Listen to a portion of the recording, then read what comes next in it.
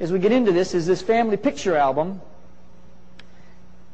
You see the two letters A and C circled red.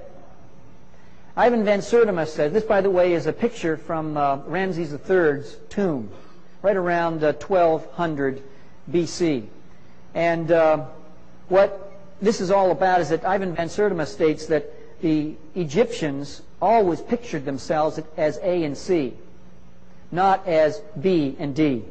We have the Semitic D and the Indo-Europeans and Asiatics B. And I just wanted to throw that in just to understand what's going on. 33 dynasties since the beginning of Egypt.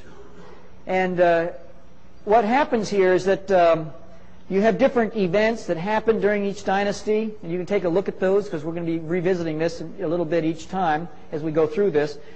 This is Khafre. Thutmose III put a plaque between the paws of the Sphinx of Giza, stating that Khafre had something to do with the construction of the Sphinx. Now, some folks believe that he was the one who designed it. It was designed after him. There's an artist out of New York City who works for detectives and police, getting skulls and then reconstructing the facial features of the skulls so that they can identify who the victim was. He has actually done some analysis on this and doesn't believe that it was Khafre. But whoever it was, I mean, you be the judge. You can take a look at two pictures side by side. That's Khafre in the Cairo Museum, and then the Sphinx of Giza. Count Constantine de Volney, during a trip to Egypt from 1783 to 1785, said this, and I quote, he says, "On seeing that head," what head? The Sphinx of Giza.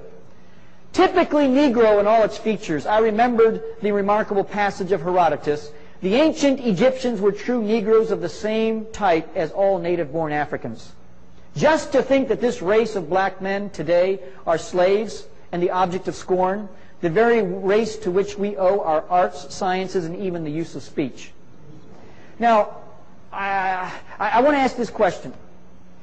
What would motivate him to say this phrase, "typically Negro in all its features"? Could it be perhaps this? This was an artist's conception, Vivant Denon, who accompanied Napoleon's army, 1798. This is his artist's conception of the Sphinx of Giza. Before what happened? Before the lips and the nose were shot off by Napoleon's troops. That is verifiable because Denon was an eyewitness to those lips and the lips and nose being shot off by the soldiers.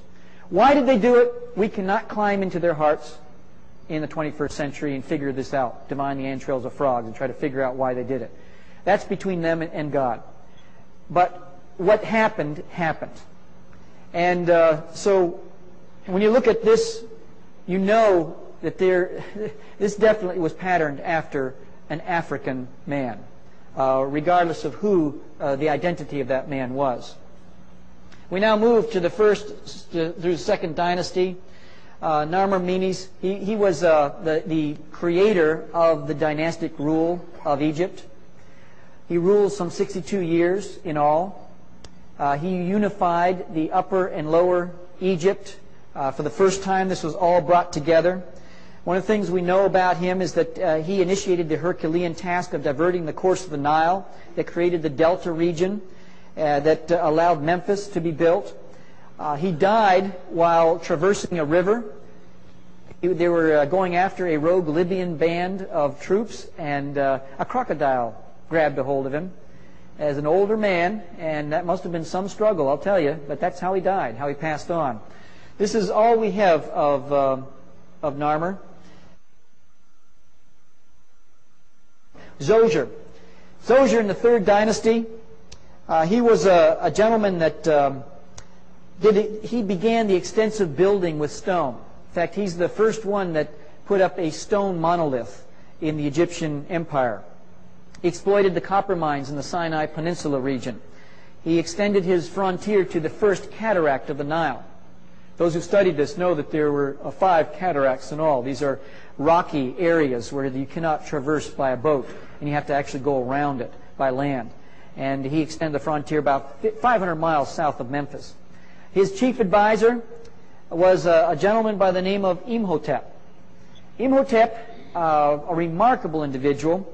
In fact, if you were to look at his resume, his obituary, I call this a resume obituary type stuff, is that he could easily say, I'm a sage, I'm a scribe, a priest, an astronomer, I'm a philosopher, I'm an advisor to Zoser, I'm his chief medical doctor, I'm the grand architect of the 204-foot stepped pyramid in Saqqara.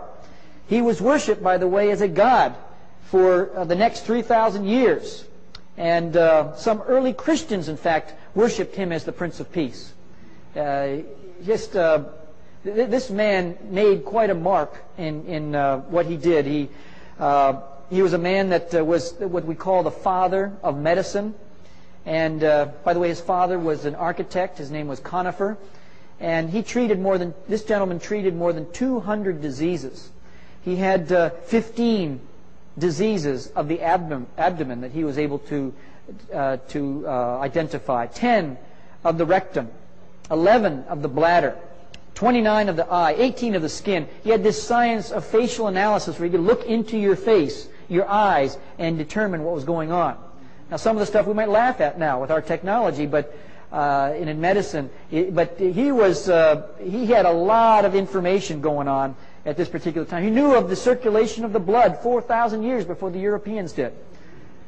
I like that upper right-hand corner picture. He's kind of peeking down at you. Don't you like that? Khufu, builder of the Great Pyramid. This man built the Great Pyramid, and the only thing we can find is a poor little statue of him. This is the only likeness we have of Khufu. He built the 140-foot ship that we see there, and if those have been in the sands of Giza, you can see that ship. It's in its own house. It was a ship that when they had the pyramid set up, they built a kind of a cavern or a pit, and they put the ship down inside that pit, and they pulled it out, and they were able to. It was supposed to be a ship that was to take him into the afterlife. That was the religious ideology of the day. Menkaure, builder of the third Great Pyramid. By the time he came along, the national coffers were pretty much depleted. His pyramid is not nearly as incredible as the first two. I'll tell you, you take it on its own rights, and I'll tell you, it is an incredible work of art. He was known as a just man, as a man of meek spirit, a quiet man, mild temperament, forthright. He studied a lot of religions of his day, and just a very knowledgeable, well-read man. We now move to this particular part in the 11th dynasty, Mentuhotep. This particular gentleman was a man who was regarded as the greatest person of the 11th dynasty, the actual founder of it, the king of the upper and lower Egypt, and his wife, Kawit, in the lower right-hand part of your screen.